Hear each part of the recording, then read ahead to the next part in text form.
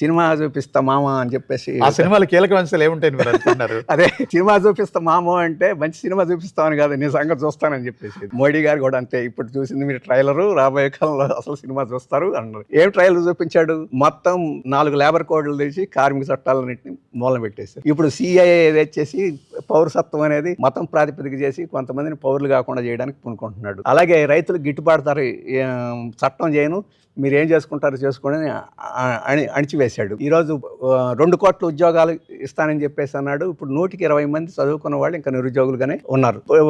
మోడీ గారు అధికారానికి వచ్చినప్పుడు 1000 కోట్ల రూపాయల ఆస్తి కలిగిన వాళ్ళు 100 మంది ఉండేవాళ్ళు. ఇప్పుడు 2200 మంది అయ్యారు. 7000 కోట్ల రూపాయలు అంటే 1 బిలియనర్స్ అంటాం. 7000 కోట్ల రూపాయల ఆస్తి కలిగిన వాళ్ళు మోడీ గారు అధికారానికి వచ్చినప్పుడు 59 మంది ఉండేవాళ్ళు.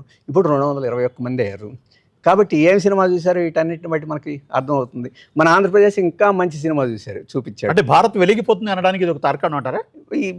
ఖచ్చితంగా అదానీలు వెలిగిపోతున్నారు, అంబానీలు వెలిగిపోతున్నారు, మోడీ గారు వెలిగిపోతున్నారు, అందరూ వెలిగిపోతున్నారు.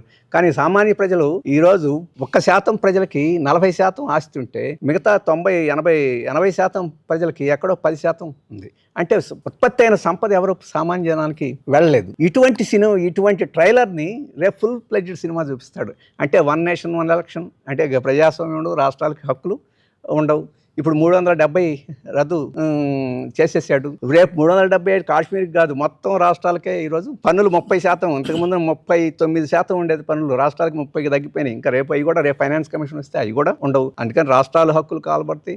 ఇప్పుడు మొత్తం 264 ప్రభుత్వ రంగ సంస్థల్ని ప్రైవేటీకరిస్తామని చెప్పేసి ప్రకటించాడు.